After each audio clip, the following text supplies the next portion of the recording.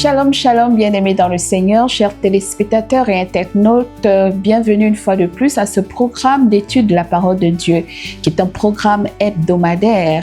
Ensemble, nous étudions la parole de Dieu à travers un guide trimestriel. Vous êtes sur Alliance Éternelle 7 Télévision et c'est un réel plaisir de nous retrouver encore cette semaine pour apprendre ensemble notre leçon de l'école du sabbat adulte. Et comme nous l'avions dit précédemment, le premier trimestre de l'an 2026 nous cadre dans une thématique centrale qui est unir le ciel et la terre, Jésus-Christ dans les épîtres aux Philippiens et aux Colossiens. Pour en parler encore cette semaine, nous avons notre ancien d'église qui a voulu partager ses moments d'étude avec nous. Il s'agit de Gervais Daniel Segui. Bonjour Gervais. Bonjour Florence, bonjour à nos internautes, bonjour aux téléspectateurs et bienvenue encore à cette tranche horaire qui nous consacre aux mains du Seigneur Jésus-Christ. Voilà donc. Cette semaine, nous abordons la leçon 4 qui a pour titre « L'unité dans l'humilité ». Le verset à mémoriser nous est tiré bien évidemment du livre des Philippiens, le chapitre 2, le verset 2 précisément, qui nous dit dans la version Louis II « Rendez ma joie parfaite, dit l'apôtre Paul, ayez un même sentiment, un même amour, une même âme, et une même pensée. » Avant de poursuivre notre étude, nous allons demander à notre ancien d'église, Gervais Daniel, de nous unir dans la prière. Seigneur éternel, nous nous humilions devant ta face. Alors que nous sommes à la divine école, nous voulons que tu nous donnes des cœurs capables de recevoir ce message, des cœurs capables de l'entendre, mais surtout de le vivre dans nos communautés. Seigneur éternel, descends par le touchement de ton Esprit Saint et permets que ce programme s'achève sous ton bienveillant regard. Au nom de Jésus-Christ. Amen. Amen. Voilà, chers téléspectateurs d'Alliance Éternelle 7 TV, nous étudions ensemble l'école du sabbat adulte et cette leçon qui est pour nous la 4e leçon de ce grand premier trimestre de l'an 2026. Donc le titre est « L'unité dans l'humilité ». Nous venons de lire Philippiens chapitre 2 verset 2 qui est le texte de mémoire. Je reprends. « Rendez ma joie parfaite, dit l'apôtre Paul à l'église des Philippiens.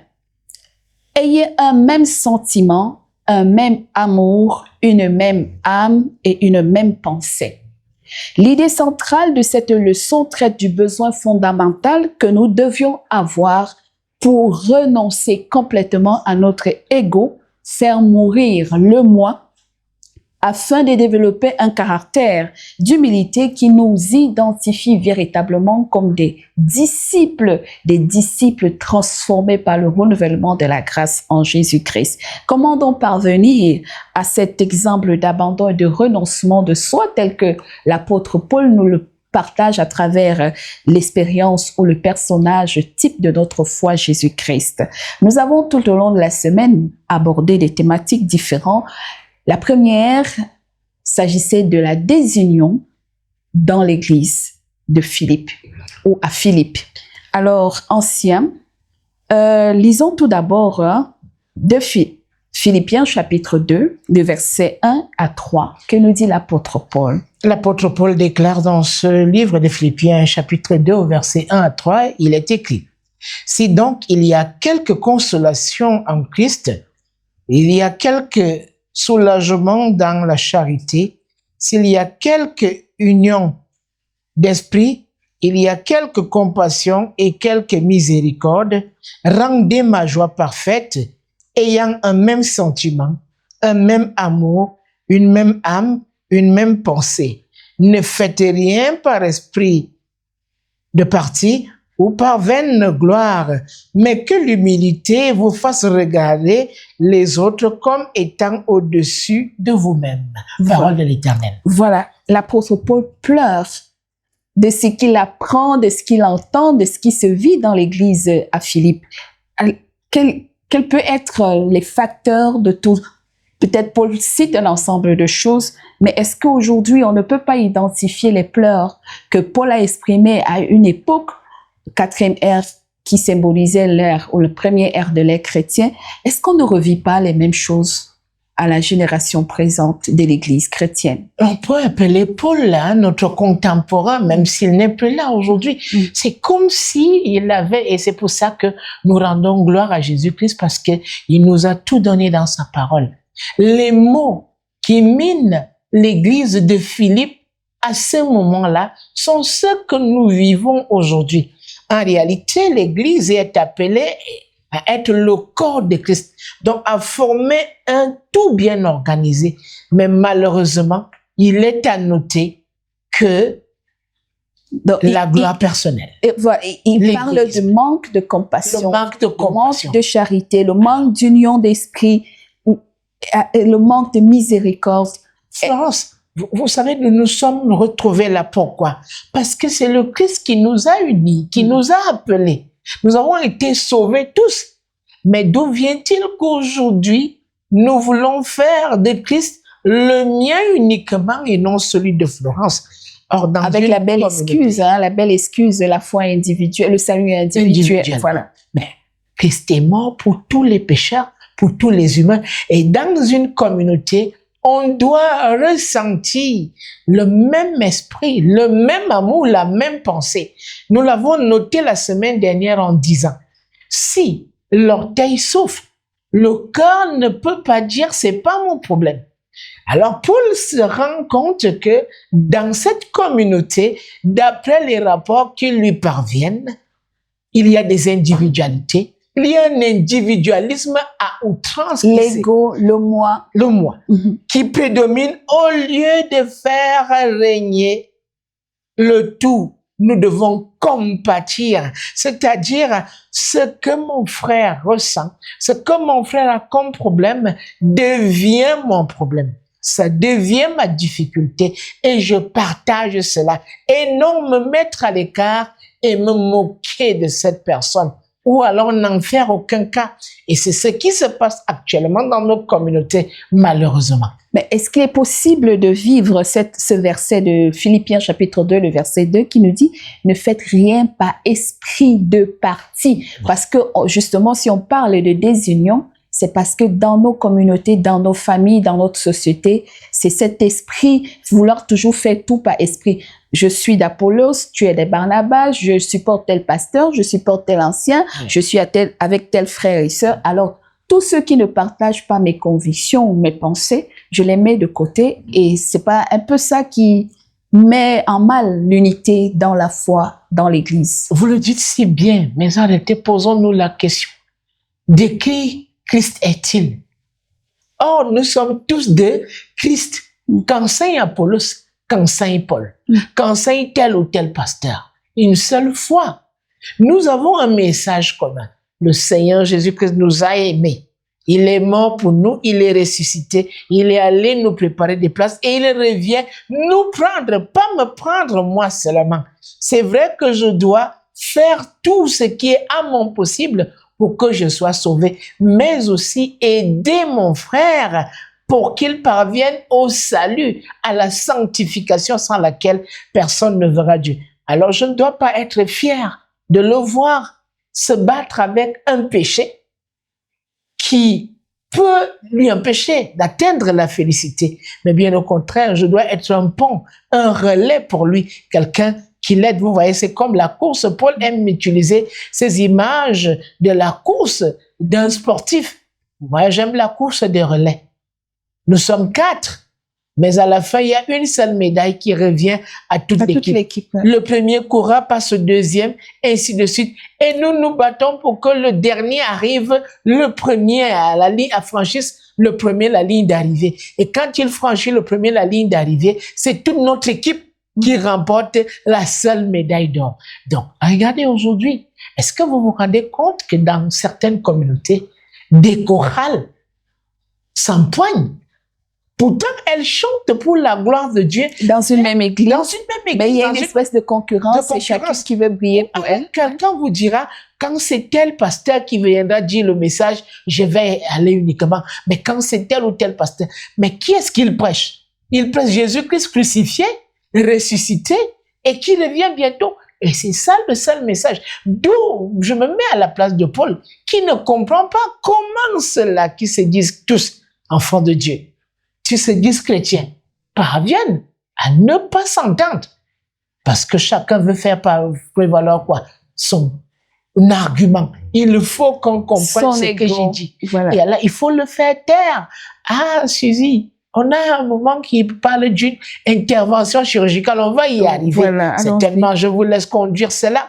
Mais vous savez, quand Christ règne dans mon cœur, quand Christ règne dans ma vie, je regarde à mon frère, à ma sœur, comme étant moi-même. C'est ça. Voilà, donc il y a quelques solutions que le moniteur nous a proposées. Pour la première, c'est avoir le regard sur la personne de Jésus, Oui. l'objet de notre adoration et le but de notre conversion. Si nous nous sommes convertis par Christ et pour Christ et en Christ, seul Christ devait être l'objet de notre affection. Et donc, le réconfort de son amour devait nous prédisposer, malgré les épreuves, les tribulations, le rejet des autres. Si nous sommes dans l'amour de Christ, il nous réconforte et il nous donne la force d'avancer malgré les épreuves. Et puis, il y a la communion de l'Esprit. Nous devons apprendre à partager, à laisser le Saint-Esprit prendre le contrôle. Et puis, il y a l'affection ou la compassion envers le prochain et l'exercer, surtout la miséricorde. Ça veut dire savoir prendre cœur et partage pour les solutions et les douleurs des autres, être à l'écoute des autres et venir à leur secours. Et certainement, le plus difficile, c'est avoir les mêmes sentiments. Est-ce que les humains pourront véritablement vivre sans avoir les mêmes sentiments? Oui, en amour, quand on s'aime, c'est facile de se ressentir la même chose. Je t'aime, tu m'aimes. Mais quand il faut maintenant cohabiter et avoir la vision pour des buts, ça devient difficile. Ça devient difficile. L'homme pense autrement, la femme pense autrement, les enfants pensent autrement, le pasteur pense autrement. Et c'est à ce niveau qu'il est difficile de construire cette union, cette unité. Florence, le plus important, c'est si je veux agir par moi-même, ce sera compliqué. Mm-hmm. Vous voyez cela? Si je pense que j'y parviendrai par mes forces, c'est impossible. Mm-hmm. Vous savez, par exemple, pour ce qui est des goûts et des couleurs, vous ne pouvez pas vous entendre facilement. Jamais. Mais lorsqu'on recherche l'intérêt de Jésus-Christ, lorsqu'on regarde à ce qui nous a sauvés, c'est Christ. On comprend à un moment donné que oui, mon frère, je voulais vous donner cette idée, mais je pense qu'au nom de Jésus-Christ, c'est ton idée qui est la meilleure. Allons-y. Avançons avec cette idée-là. Même si elle ne va pas réussir, même si elle ne sera pas ce que nous escomptons, même si le résultat ne sera pas bon, n'allons pas dire à notre frère, voilà, moi je disais non, allons-y et disons, ok, ça n'a pas marché, mais au nom de Jésus-Christ, on va pouvoir recommencer, mais en adoptant une nouvelle attitude. Très bien. Toutefois, qu'au fond de mon cœur, ce soit l'amour et le bonheur de Jésus-Christ qui soit là. Et justement, le deuxième sous-thème nous a parlé de la source de l'unité. Et nous continuons avec les mêmes versets jusqu'au verset 4. On nous a fait comprendre qu'aujourd'hui, l'Église se limite beaucoup plus aux aspects extérieurs de la piété. On aime à regarder tout le temps, rappeler les femmes doivent être décentes, les jeunes ne doivent pas faire les bruits dans l'Église. Quand ils arrivent, on ne parle pas, on ne mange pas, on ne fait pas ceci. On aime regarder les aspects de piété, les aspects extérieurs de la piété, mais on oublie que la véritable conversion s'exprime par les pensées, par le mode de vie, par le caractère. Et là, l'Église, justement, est prête à censurer quand la faute arrive, mais elle ne travaille pas pour corriger les mauvaises pensées. Comment guérir et soigner notre être intérieur? Parce que la leçon est allée plus loin en citant Jésus qui dit que c'est de nos cœurs que viennent toutes les mauvaises pensées. Et c'est pour ça que le même apôtre Paul dira, ayez non cette parure extérieure qui consiste en ornement. Et vous voyez, celui qui avait précédé le Messie, Jean le Baptiste disait, ne soyez pas des tombeaux blanchis. Voilà. le cœur. Je par-dessus tout. prie 5 fois par jour, je jeûne 1 fois par Je rends la semaine, dîme. je rends la dîme, Et voilà, et c'est et on ça. s'arrête là. Mais l'amour du prochain, Il n'y a pas. L'amour doit être la base. Ça doit être même le mobile qui nous pousse à agir. Ça doit être cela qui transcende mes œuvres et mes actions. C'est-à-dire quoi? Si je dois poser un acte, que je sois mû par l'amour de Christ et non autre chose. Donc voilà les remèdes et les solutions que l'apôtre voudrait apporter et qu'il nous demande. C'est vrai ce que vous relevez aujourd'hui. Suzy, lorsqu'on verra une de nos sœurs arriver dans une communauté, c'est vrai que je n'encourage pas cela, avec son pantalon, on va tout de suite censurer. Mais nous ne savons pas qu'est-ce qui arrive à cette sœur-là. Voilà. Pourquoi elle se retrouve là dans cette situation? Allons comme une personne qui a de la compassion. Vous savez, j'ai eu une triste expérience que j'ai vécue avec une de nos sœurs qui voulait entrer dans une de nos communautés. La pauvre, elle n'est pas encore, elle ne partage pas. Affermie dans la foi, elle cherchait la vérité. Elle cherchait encore la vérité. Et elle a adhéré dans notre vaste mouvement de femmes. Elle m'a dit, écoute, tu sais ce qui me dérange? C'est que lorsque j'arrive, la première des choses qu'on commence à me dire, c'est que il faut contribuer pour ceci, il faut donner de l'argent pour cela. Et quand je finis de donner cet argent, on m'appelle à côté pour me dire, tu vois, tes boucles d'oreilles ont fait ci, ton pantalon a fait cela. Mais est-ce que c'est cela que le Seigneur Jésus qui nous aime? Oui. Ayons cette piété, mais qui consiste à nous aimer véritablement. Mais quand on veut faire un reproche à quelqu'un... C'est pour cela que l'apôtre Paul va dire dans le verset 4 d'ailleurs, que chacun, au lieu de considérer... Non, il dit que l'humilité nous fasse regarder les autres comme étant au-dessus de nous. Vous savez, c'est l'amour. Est-ce que quand le Seigneur reviendra, quel est le critère qu'il nous a donné qu'il aura? Nous allons dans Matthieu 25, on a ces critères. J'ai eu faim, vous m'avez donné à manger. J'ai eu soif, vous m'avez donné à boire. Vous voyez, on a des petites considérations et qui veulent réduire le grand Dieu à ces petits aspects humains passagers, je trouve. Je me dis, sœur Florence, il y a un problème que j'ai. Nous avons ce problème-là ensemble. Nous le posons sur la table, dans l'amour, dans le calme, dans la compassion, dans la sincérité. Nous allons résoudre le problème. Et une fois qu'on a résolu ce problème, l'occasion peut m'être donnée d'attirer ton attention, mais pas d'en faire une condition d'accès à la vie éternelle. On vous dira qu'on vous juge au sujet du manger et du boire. Attention! Le Christ va bien au-delà de cela. Ouais. Si je suis fort à être végétarien, je vais encourager mes frères à adopter ce régime, mais je n'en ferai pas une condition sine qua non pour le salut. D'ailleurs, on peut être végétarien, être violent, être agressif, être voleur, être menteur, hypocrite, et c'est ça. Traiter mal son prochain, voler le droit d'autrui. Le végétarisme ne nous aurait pas aidé à grandir dans la transformation en Jésus-Christ. Vous savez qu'il y a beaucoup de chrétiens. Traiter mal son ouvrier, son employé, sa servante. Ça sert à rien. Ils sont aigris, ils sont vraiment comme les pharisiens à cette époque. Mais vous voyez, regarde l'anecdote, c'est l'histoire que Jésus a vécue. Le pauvre bonhomme, il est couché sur son grabat pendant près de 38 ans, n'ayant personne pour le jeter dans la piscine de Bethesda. Et lorsque le Christ arrive, qu'est-ce qu'il fait? Que veux-tu? Il dit, Seigneur, je veux marcher de nouveau. Je vais être guéri. Et Jésus lui donne cela. Et il prend son lit. Mais dès que les autres le voient, quelle est la première des choses? Qui t'a autorisé à porter ton lit. Mais nous devions nous réjouir de voir cet homme qui était couché. Voilà. Et c'est ce qui arrive. Vous voyez un frère qui a un problème, il a longtemps prié pour cela. Il voulait un poste, il voulait un examen, il voulait un emploi. Mais dès qu'il a ça, les frères vont se mettre à dire, oh, vous croyez que c'est simplement qu'il a eu cela, il est allé baptiser, il est allé entrer dans tel ou tel secte, oubliant que nous avons prié pour ça. Et que notre Dieu a trouvé le moment utile et opportun pour que ce frère ait son examen, ait son emploi, que cette sœur ait son enfant, que cette sœur ait un mari, et ainsi de suite. Mais nous nous mettons plutôt à glorifier l'ennemi en disant, c'est parce que le frère a fait ci ou ça. D'accord. Attention à cela. Attention, et justement, le besoin de la chirurgie de l'esprit s'impose.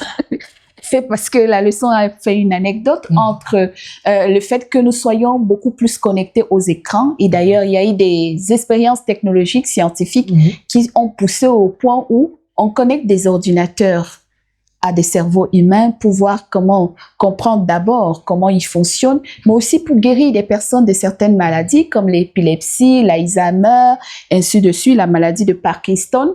Mais ce qui est le plus étonnant, c'est que pousser plus loin, les recherches psychologiques ont démontré que plus vous mettez votre focal à suivre les médias, les cinémas, les stars de musique, les stars de Hollywood ou de Nollywood, dans votre mental, il se passe comme une transformation. Vous commencez à vous identifier à ces personnes que vous admirez, à ces stars de football, de tout. Comme tous les jeunes aujourd'hui, ils veulent devenir Eto'o, ils veulent devenir Mila, ils veulent devenir Zidane et tout le reste qu'on connaît autour de soi, à cause du focal d'admiration qu'ils ont pour ces personnes. Et on nous dit que et nous commençons parfois à nous comporter et à agir comme ces personnes sans nous rendre compte. Et pourtant, si nous contemplions Jésus-Christ en profondeur comme nous contemplons les stars, notre caractère, nous nous identifierons à Jésus-Christ qu'aux humains que nous voulons copier. Mais il sait le chemin que j'ai suivi. Et s'il m'éprouvait, je sortirais plus comme de l'or. Aujourd'hui, vous voyez, nos jeunes gens s'identifient véritablement à certaines familles, au point de les copier dans le style vestimentaire, aller même faire de la chirurgie esthétique pour ressembler. Mais on oublie qu'il y a quelque chose qui veut nous transformer à son image. Mais nous devons dire, oh, j'aimerais parler comme Jésus. Oh, j'aimerais penser comme Jésus-Christ. J'aimerais marcher comme Jésus. J'aimerais manger comme Jésus-Christ. J'aimerais vivre comme le Christ a vécu. On veut véritablement, on s'est fait des modèles. On s'est donné des exemples. On s'est fait des idoles aujourd'hui. Ah, les jeunes gens vous le disent, hein, celui-ci, Sadio Mané, c'est mon idole. Voilà. Cristiano Ronaldo, la famille Kardashian, sans faire insulte à cette famille. Non, je dis ce que je constate, moi qui suis encadreur de jeunesse, nous vivons ça au quotidien. Même nos enfants à la maison, vous verrez, ils vont prendre leur maillot, ils vont estampiller du nom de telle ou telle star et marcher comme. Parfois, quelqu'un vous dira, je suis Cassius Clay, je fracasse tout. Mais si nous, aujourd'hui, nous pouvions faire la même chose et dire, et j'aime Paul dit, comment plus davantage ressembler à Jésus-Christ. Paul dit, ce n'est plus moi qui vis, c'est Christ qui vit en moi. Je mange le Christ tous les jours de ma vie. Voilà. Je vis le Christ tous les jours de ma vie. Je le recherche chaque jour, à chaque instant, à chaque heure, à chaque minute qui passe. Si Christ était là et qu'il était à ma place, est-ce qu'il aurait agi comme je vais agir maintenant? Et vous comprenez que l'homme de Golgotha, le vainqueur, le grand absent au tombeau du dimanche, j'aime cette illustration-là. Si je mets mon regard sur lui et si je demande à Dieu de toutes mes forces à ressembler à Christ, voilà la véritable transformation. Voilà le véritable miracle de la vie. C'est ce que nous devons donc chercher. Voilà. Nous devons le rechercher tout en retenant que nous pouvons changer nos pensées, mais celui qui transforme nos cœurs, c'est Jésus-Christ. C'est Jésus-Christ, c'est le Saint-Esprit. Et comment davantage nous identifier au personnage de Jésus-Christ? C'est en contemplant le mystère de la foi, le mystère de la piété. J'aime cette expression de l'apôtre Paul, c'est qu'il dit s'identifier au personnage de Jésus-Christ, parce que comment? C'est en appréciant davantage ce que Jésus-Christ a fait pour nous. Nous allons lire Philippiens chapitre 2 du verset 4 jusqu'au verset 8 pour comprendre qu'est-ce qui doit nous attirer à rechercher, à ressembler à Jésus-Christ. Philippiens chapitre 2 du verset 4 au verset 8, il est écrit que chacun de vous, au lieu de considérer ses propres intérêts, considère aussi ceux des autres. Ayez en vous les sentiments qui étaient en Jésus-Christ, lequel, existant en forme de Dieu, n'a point regardé comme une proie à arracher d'être égal avec Dieu, mais s'est dépouillé lui-même en prenant une forme de serviteur, en devenant semblable aux hommes, ayant paru comme un simple homme. Il s'est humilié lui-même en se rendant, je vous en prie, se rendant obéissant jusqu'à la mort, même jusqu'à la mort de la croix. Comment croire, comprendre, étudier ce sujet sur le mystère de la foi, le mystère de la piété, qu'un Dieu si grand, si parfait ait décidé de prendre notre nature d'esclave, de venir prendre notre péché, devenir malédiction, mourir même, connaître la mort, laisser la gloire qu'il avait pour venir sauver notre humanité. Si on prenait le temps d'étudier chaque aspect de ce sujet qui est un sujet qui ne cessera jamais de nous étonner jusque dans l'éternité. Comment un Dieu si grand, et c'est pour cela que beaucoup de personnes ont des difficultés à croire la messianité de Jésus. Vous dites que Dieu peut mourir, que Dieu peut naître du ventre d'une femme. Est-ce que cette contemplation ne devrait pas être un motif qui nous pousse à croître dans la connaissance et la transformation? C'est une véritable motivation, même comprendre que le roi des rois, le Seigneur des seigneurs, le Fils unique de Dieu, quitte le ciel, abandonne tout ce qu'il a comme honneur et prenne la forme humaine. Vous connaissez le cantique Hymne et Louange 237. Pour toi, j'ai quitté mon Père, mon trône dans les cieux. Les Alléluia. Tout ça pour venir prendre la forme humaine, vivre dans le plus étonnant des villages. De la misère, de la pauvreté. Mais il ne s'arrête pas là. Il a accepté, lorsqu'il est allé mourir sur la croix, d'être déconnecté de Dieu. Pour une fois, à cause de qui? De toi et moi. C'est vrai. Alors, aujourd'hui, pourquoi ne suis-je pas prêt, moi aussi, à me débarrasser, à mourir en moi-même? Vous savez, des gens viendront encore dans notre communauté. Je suis directeur de ceci, j'ai tel ou tel diplôme. Si vous ne m'appelez pas tel ou tel, si vous ne me donnez pas telle ou telle place, franchement, je ne fais pas partie de votre communauté. Pasteur, docteur, et tout. Docteur, non. Aujourd'hui, parfois on dit sa majesté, sa sainteté, sa divinité, son excellence. Mais en Christ, cela ne vous donne aucun privilège. Christ veut que tu viennes à lui, que tu lui sois obéissant, que tu sois humble, et voilà. L'humilité, lorsque nous y parviendrons tous, Florence, je te jure, ce fruit-là, j'aime le dire, c'est un fruit de l'esprit aussi. Ouais. L'humilité, parce que quand Paul dit « rendez ma joie parfaite », parce qu'il comprend ce que cela veut dire. Jésus s'est dépouillé.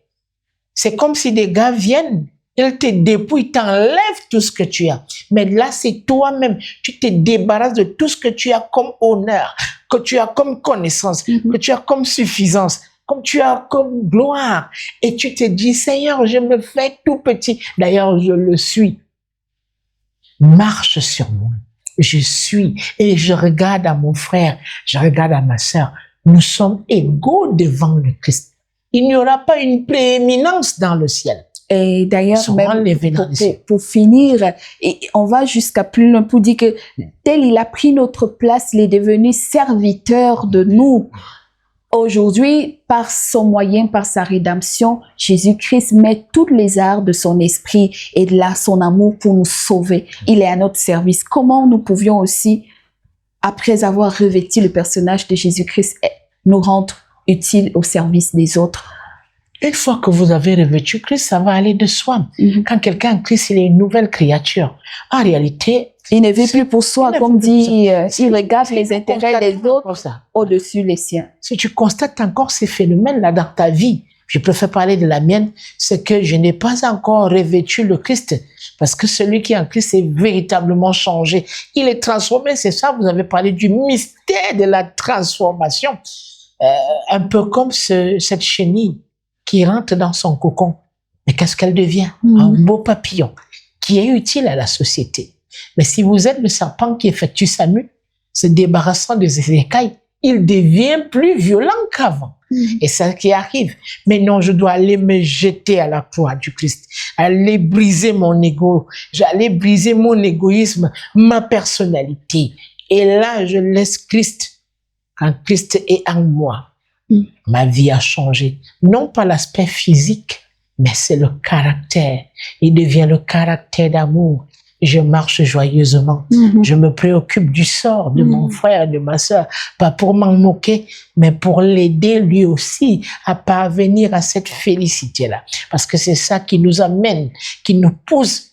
Et de jour en jour, nous allons de progrès en progrès. C'est un processus, c'est une sanctification. On ajoute à la foi la piété, la science, ainsi de suite. Mais il faut descendre. Il faut que cette chirurgie-là s'opère. Et il n'y a que le Saint-Esprit qui l'opère dans votre vie. Ah oui, il n'y a que le Saint-Esprit qui soit capable de le produire en nous parce que nous bataillons pour nous-mêmes. Il est encore plus facile pour nous aujourd'hui de défendre notre honneur et notre dignité lorsque nous sommes blessés ou lorsque notre droit est bafoué. Et nous disons, moi, on ne me fait pas ça. Moi, je ne peux pas tolérer ça. Ou lorsque notre droit est violé, nous avons tendance à bagarrer pour chacun défendre son intérêt et son droit. Mais Jésus-Christ, par cette leçon, l'unité dans l'humilité nous apprend que parfois il faut apprendre à perdre pour laisser Christ être élevé. Mais pourquoi il a laissé faire? Jésus-Christ purifiera. Si j'ai eu tort, il rendra justice. Et puis, de ma partie adverse, suis-je prêt aujourd'hui à renoncer à mon ego? Quelle attitude ou comportement afficher quand mon droit est bafoué ou quand je suis maltraité injustement? Puis-je être dans ma famille, dans mon église ou dans la société qui traverse de plus en plus aujourd'hui de crises de désunion? Comment devenir un acteur et un facteur d'unité dans l'humilité tout en regardant les autres ou les intérêts des autres au-dessus des miens? Jean-Baptiste avait dit qu'il croisse et que moi, je diminue. Voilà. Florence, tu sais, je me dis tous les jours, je suis un objet de bénédiction pour Florence. Je suis un objet de bénédiction pour Aline. Alors, si je dois aller voir aujourd'hui, qu'est-ce que j'apporte à leur joie, à leur bonheur? Comment je concours à cela? Quand nous disons bonne année, Florence, c'est que je m'engage à ce que je ferai tout ce qui est à mon possible pour rendre ton année bonne. C'est ça. Dans nos communautés, lorsque je m'y rends, je dois me dire, oh, quand je verrai Aline, voici ce que je vais lui dire, voici ce que je vais lui donner. Quand je verrai Romary, quand je verrai André, quand je verrai Jean, voici ce que je vais lui apporter. Donc, quand je parle de paix, la paix en Christ, shalom, je dois d'abord être un facteur de paix pour les autres. À commencer par ma famille. Voilà. Il faut pas être un tortionnaire dans l'âme et puis lorsque tu es dans une communauté, tu veux monter. Non, prêchons la paix, l'unité. Vous savez, on passe beaucoup plus de temps dans nos communautés à vouloir arranger des situations, à transformer les autres. Des choses qui on peut passer et ne pas se laisser le plus important et à venir. Qu'il nous appelle à quoi? Au salut, à contribuer au salut. Il peut le faire lui-même. Il peut se servir des anges. Il a même dit que de ces pierres, je peux susciter. Mais regardez ce que Dieu fait de merveilleux. Il va chercher quelqu'un comme moi, pécheur de nature, et lui dit, tu vas contribuer au salut, n'est-ce pas merveilleux? Quelle autre nomination vais-je encore chercher? Et il a donné cela à tout le monde parce qu'il dit, vous au contraire, vous êtes une race élue, un sacerdoce royal, une nation sainte, un peuple acquis pour annoncer les vertus de qui? De celui qui nous a appelés des ténèbres à son admirable lumière. En Pierre chapitre 2, le verset 9. Ça, c'est un véritable...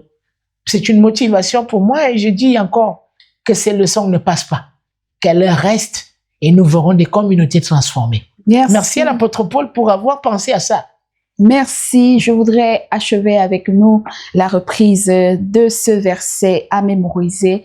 Philippiens chapitre 2, le verset 2, lorsque l'apôtre Paul nous dit « Rendez ma joie parfaite, ayant un même sentiment, un même amour, une même âme, une même pensée. » Puisse la grâce de Dieu nous accompagner afin que ces paroles de l'apôtre Paul suscitent en nous le besoin de rester connectés en Christ et de garder cette même pensée, cette même unité, ce même désir d'amour, de salut pour le prochain et de salut et d'amour et de compassion pour les autres. Que le Seigneur nous bénisse d'avoir partagé avec nous l'étude de cette leçon 4, l'unité dans l'humilité. Avant de nous séparer, nous allons prier, mais nous voulons vous donner une recommandation. Je voudrais encourager l'enseignant à la faire à notre place, encourager notre téléspectateurs. Oui, rejoignez-nous sur toutes nos plateformes, hein, Alliance Éternelle, cette télévision, TikTok, WhatsApp, Facebook, on est partout, mais surtout sur YouTube, vous nous trouverez. Et avec ça, nous vous connectons au ciel. C'est la seule chaîne de télévision qui tutoie la cible des cieux et vous rapproche du Seigneur Jésus-Christ. Unir le ciel et la terre dans Christ, dans les évangiles, dans les épîtres de Philippiens et de Colossiens. Voilà donc, likez, partagez, laissez-nous vos commentaires. Nous allons nous séparer. Activez la cloche aussi. Nous allons nous séparer par la prière. Notre Dieu, notre Père, encore une fois de plus, tu nous rappelles le besoin de nous unir à ton ciel. Nous sommes sur la terre, nous sommes retenus et attirés par les choses de la terre. Mais tu voudrais nous unir à ton ciel. Puisses-tu permettre que notre pensée soit transformée par le renouvellement de ta grâce, pour qu'elle produise en nous l'humilité efficiente dont nous avons besoin, pour que l'unité précède nos efforts et que l'amour de l'autre et l'amour de toi, toi le Dieu qui a sauvé l'humanité et qui t'est revêtu de notre humanité, qui a tout dépouillé et tout abandonné, que nous apprenions également à renoncer à nous-mêmes pour que toi, tu triomphes et que tu agisses par le bien de ton Esprit Saint en produisant en chacun de nous le vouloir et le faire selon ton bon plaisir par le Christ, notre Seigneur et Sauveur. Amen. Amen.